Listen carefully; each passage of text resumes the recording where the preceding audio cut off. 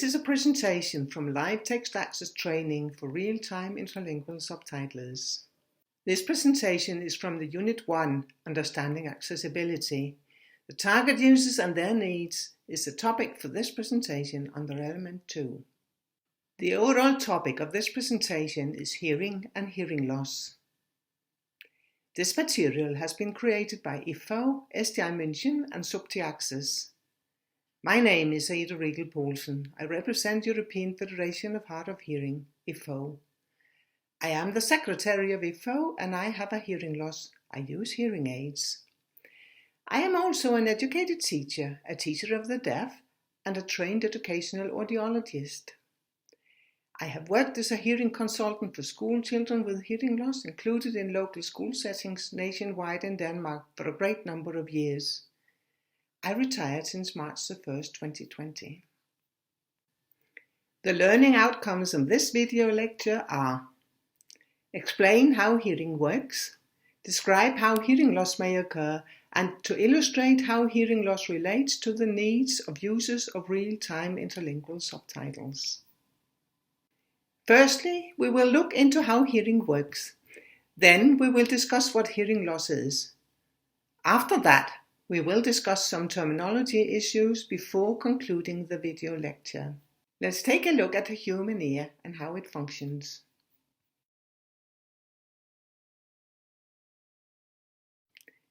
Sound moves around in the air like waves, sound waves. They hit the outer ear, the pinna, and if you look at each other's ears, you will notice your ears are similar and still different. They shape differently. This means that outer ear and its curves lead the sound waves into the ear, but the curves differ between you and somehow we hear differently. Also related acoustics in the room, of course, but that is a different matter just now.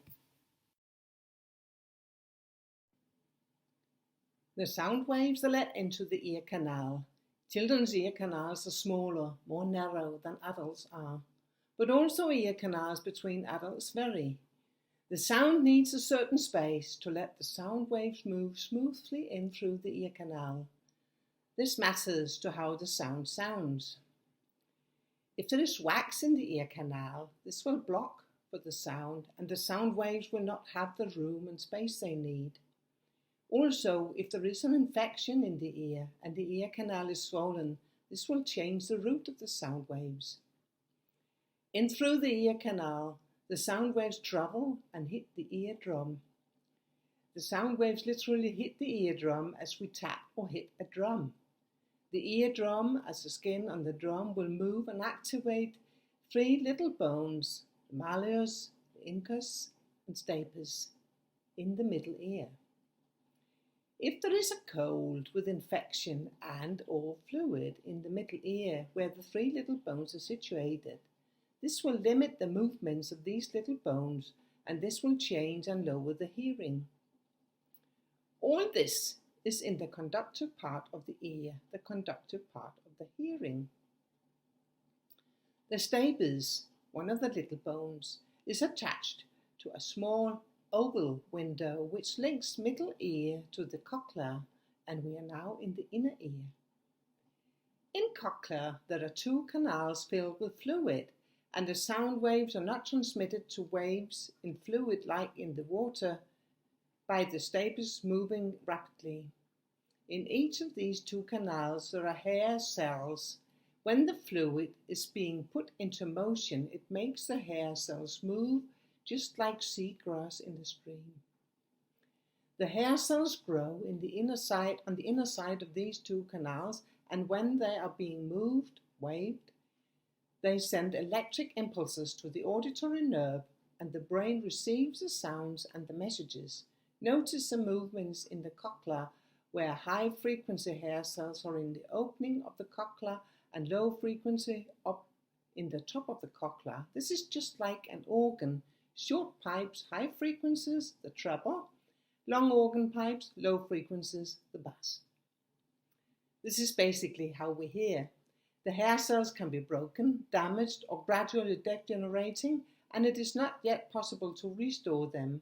But Cochlear implants, where an electrode is implanted in cochlea, can to some extent replace the hair cells and send electric impulses to the auditory nerve, and the person can learn to hear. And now to what hearing loss may occur as.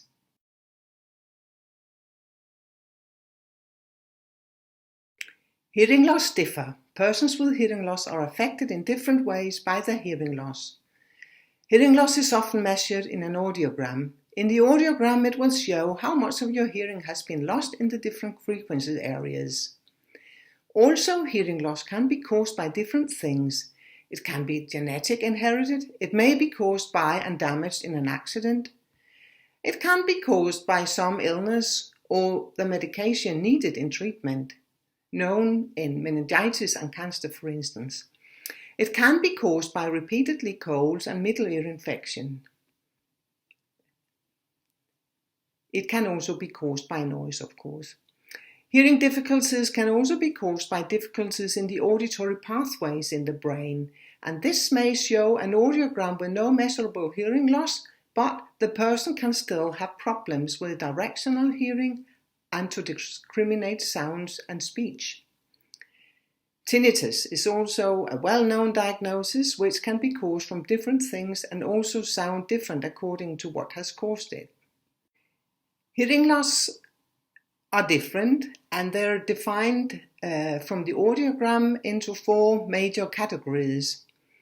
One is mild, the second is moderate, then there is severe, and then profound hearing loss. Hearing aids can be prescribed according to what the need is, and this is what we use the audiograms for. But it is also possible to have, for instance, a mild hearing loss in the low frequency area and a severe hearing loss in the high frequencies. And furthermore, the audiogram is seldom enough. Tests need to be done as to find out how the auditory pathways in the brain work. It is also important to know if the person suffers from other illnesses. Some can be directly linked to developing hearing loss. This is technically how an audiogram looks, and we should also look here to the dynamic range in hearing. On the top, the horizontal line, we have the hertz, the frequencies, and the lower frequencies go down to 250 hertz via the middle frequencies around 1000 hertz and the higher frequencies at 8000 hertz. This is where speech sounds are. Human ear hear further up than 8000 hertz, but in the audiogram we do not measure that. However, that is surrounding sounds and they matter, of course. We use sounds for more than to talk and to communicate. We navigate using sounds. This is the directional hearing. The decibel are shown on the vertical line. That is the volume of the sound. Any newborn with no hearing loss will hear at 0 decibel at all frequencies. Not just hear at 0 decibel, but in the range between 0 to 120 decibel, and this is a dynamic range.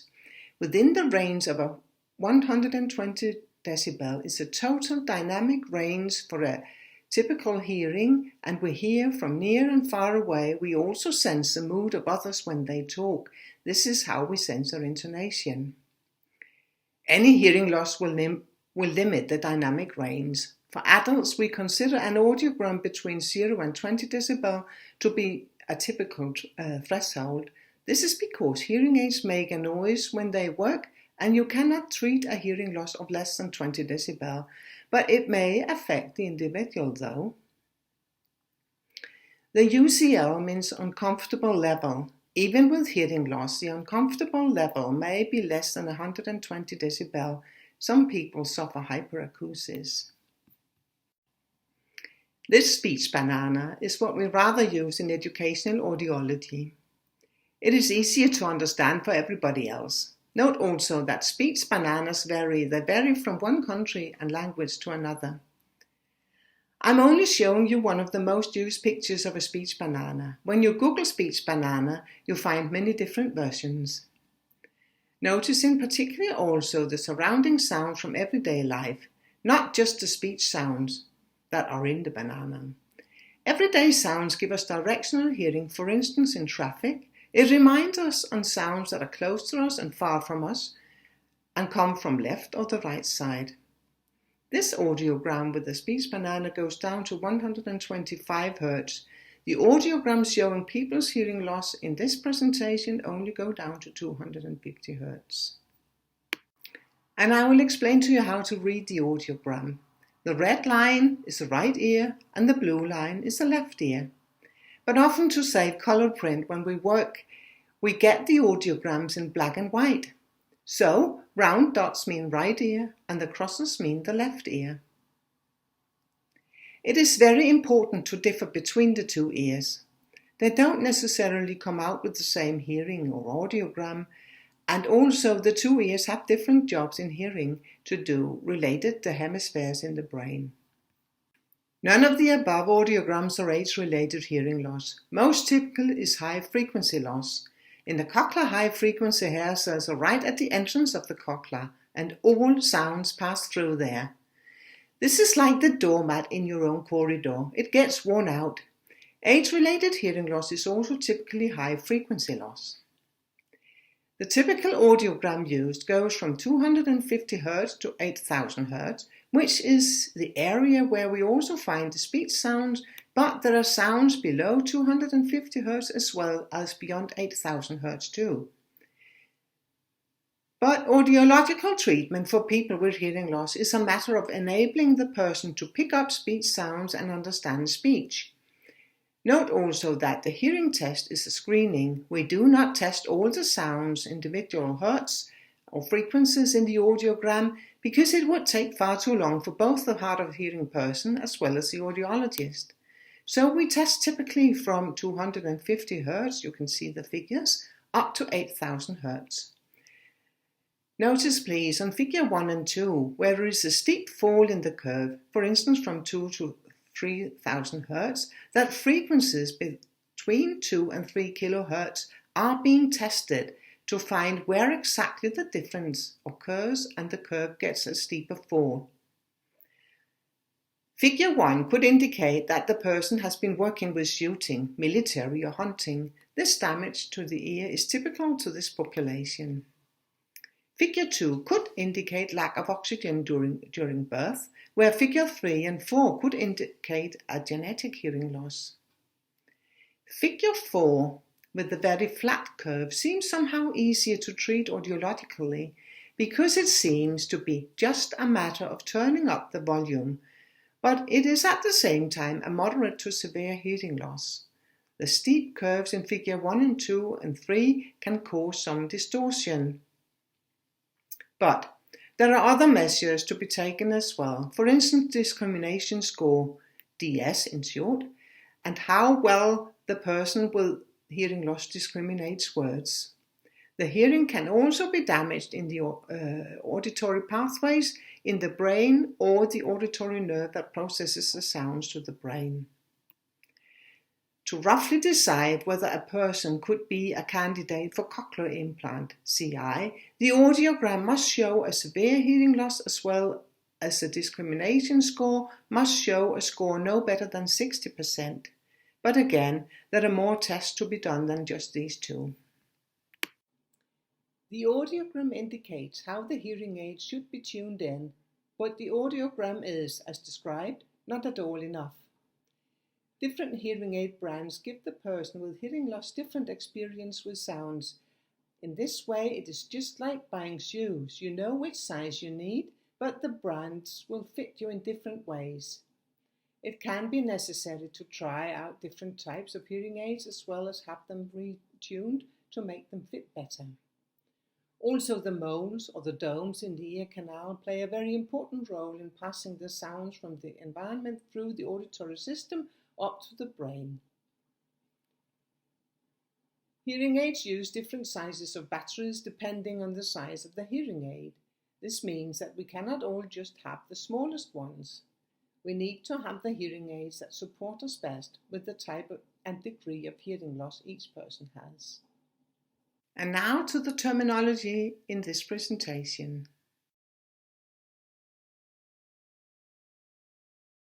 There's hearing loss, to have a hearing loss, and there are those who like to identify themselves as hard of hearing. We're different. Some like to be a person with a hearing loss, and others call themselves hard of hearing.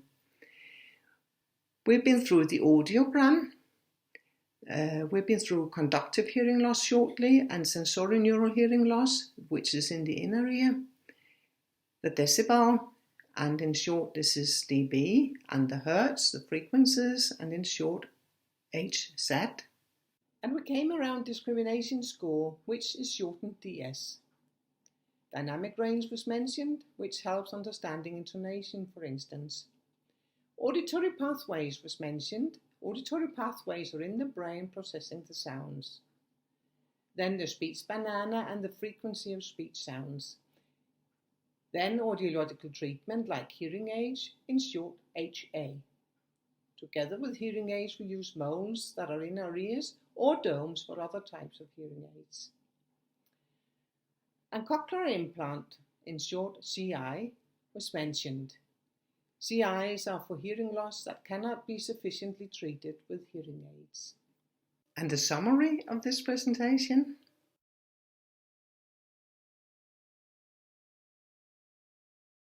This presentation has been about how the hearing works and what can harm a person's hearing, this be in the ear or in the auditory pathways in the brain, how to understand audiograms and diagnosis in hearing loss, and briefly how a hearing loss can be treated.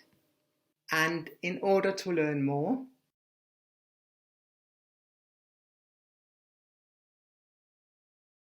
there are no exercises with this presentation, but I'd like to draw your attention to some more literature on this topic. Thank you for your attention.